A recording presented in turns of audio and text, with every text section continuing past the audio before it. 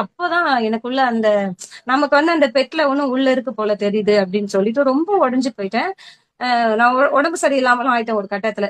அதுக்கப்புறம் டாக்டர் கிட்ட போய் கேட்கும்போது டாக்டர் சொன்னாரு, அந்த பெட் இல்லன்றதுனால நீங்க வந்து சேடா இருக்கீங்களே தவிர ஹெல்த் இஷ்யூ உங்களுக்கு வேற எதுவுமே இல்லை அப்படின்னு சொல்லிட்டாங்க. சோ அப்புறம் தான் என்ன பண்ணேன், வித்தின் 2 days, ஒரு 2 நாள் கூட ஆகல, மறுநாள் முடிஞ்சுட்டு அடுத்த நாள் என்ன ஆயிடுச்சுன்னா எனக்கு தானா ஒரு குட்டி சேம் கலர்ல, அதே கலரு, ஜிங்கர் கலர்ல என் வீட்டை தேடி அதுவாவே வந்துருச்சு.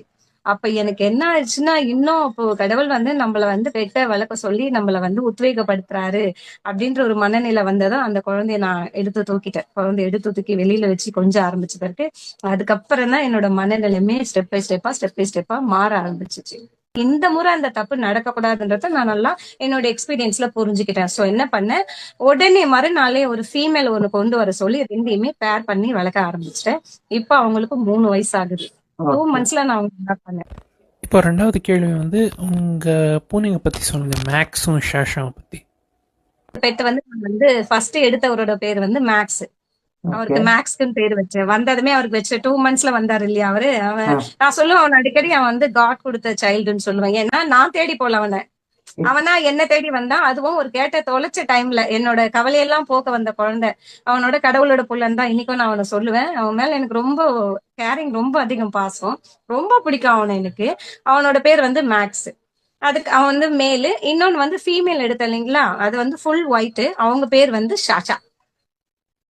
ஓ. இவங்க 2 பேருக்குமே வந்து நான் 7 monthல வந்து 2 பேருக்குமே நியூட்ரம் பண்ணியாச்சு, ஸ்ப்ரே பண்ணியாச்சு. 2 பேருக்குமே பண்ணிட்டேன். இப்போ வந்து மேக்ஸும் ஷாஷாவும் கொஞ்சம் ஃபேமஸ் ஆகிட்டாங்க இன்ஸ்டாகிராமில். அந்த இன்ஸ்டாகிராம் பேஜ் பற்றி கொஞ்சம் சொல்ல முடியுங்களா? டைம் வந்து இல்ல, இன்ஸ்டா பேஜ்ல நான் அவ்வளவா போல வெளியில. இன்ஸ்டான்றது சும்மா ஜஸ்ட் எனக்காக ஓபன் பண்ணி வச்சிருந்தேன். ஒரு பர்சனல் ஐடி இருக்கு. அப்படி இருக்கிற பட்சத்துல சரி இன்னொரு சேனல் ஒன்னு ஓபன் பண்ணி வச்சிருந்தேன். அதுல இவங்களோட வீடியோ 2-3 வீடியோ வந்து நான் போட்டிருந்தேன்.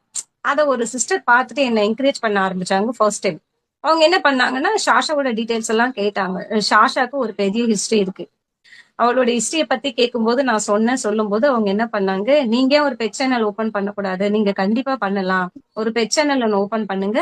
அன்வான்டட் வீடியோஸ், அதாவது பர்சனலி உங்களோட வீடியோஸ் எல்லாம் வந்து எடுத்துருங்க. எடுத்துட்டு நீங்க குட்டீஸோட வீடியோ மட்டும் போடுங்க. போட்டு அவங்களுக்காக ஒரு சேனல் ஒன்னு ஓபன் பண்ணுங்கன்னு சொல்லி என்ன வந்து என்கரேஜ் பண்ணதே அந்த சிஸ்டர் தான்.